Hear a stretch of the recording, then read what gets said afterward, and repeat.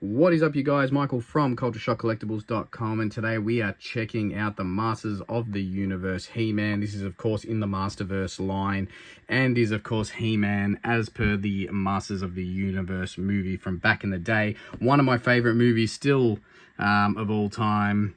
It holds up okay still. So very excited to get my hands on this figure for my personal collection. And looking forward to busting this open. It is, of course, in that Masterverse packaging and comes with a whole bunch of accessories as well, which we'll get into. And, of course, the Masterverse collection is so well known for that beautiful artwork on the back of the packaging. And, of course, they are making Skeletor as well, so looking forward to getting that one eventually. Some great artwork on the back of Dolph Lundgren there as He-Man. If only the actual head sculpt looked probably as good as that one in the packaging, but what can you do? Let's get this bad boy open. Can't wait to take a closer look. Alright, so he's free from his plastic prison, and first thoughts, very, very impressive.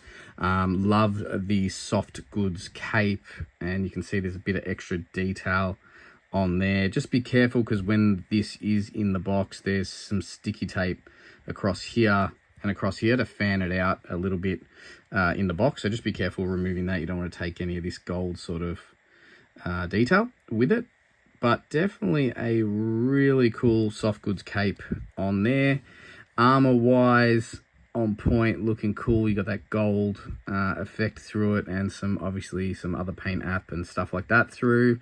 There you've got a few little holders on his belt for his sword, daggers, and blaster, which we'll go through in a sec. That's cool. Let's can throw in some daggers there. And if you have a look at the detail there through the armor, very cool. So yeah, my advice on this one, guys, be a little bit careful when you get him out of the box. There's heaps of those little plastic things you need to remove, and you don't want to break or bend any of the accessories on there. So overall, really cool figure. That head sculpt, yeah, I mean, it's a bit, how you going? But, you know, obviously for the price point and stuff, they may not have had, I don't know, access to Dolph Lundgren's likeness. You do get a retro style head as well. And that is that other more retro style head sculpt, which, you know, looks pretty cool.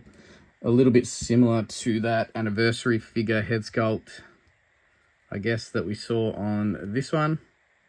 Very similar from that. So that's another really wicked figure. If we look at sort of head sculpts, this is, of course, the Super 7 Classic. I don't know if we can really see it all that well. Oh, you can. Here we go. That was released a little while ago. Obviously, this figure is absolutely next level. It's absolutely stunning. That head sculpt definitely is probably much better likeness to Dolph Lundgren than that. Gee, when you put them next to each other, you can really see the major difference there when it comes to the head sculpts. But still, armor and all that looks really wicked on this. So that is an amazing figure, though, right there in that Masters of the Universe Classics He-Man. So what else do we have? We, of course, have his power sword there. Again, some really good detail for like a figure of this price. It's cool to see that they have sort of gone that little bit of an extra mile and put, you know, a little bit more detail. There's also some detail in the sword blade and stuff as well. Don't know if you can see it all that well here. But yeah, very nice sword that he comes with.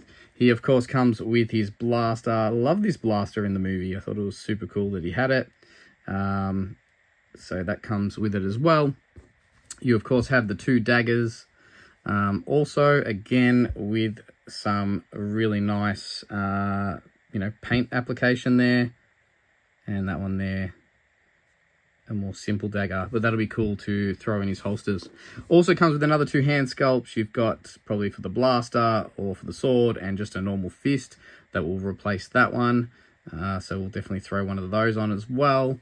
And that's about it for accessories. Let's get some of these accessories on him.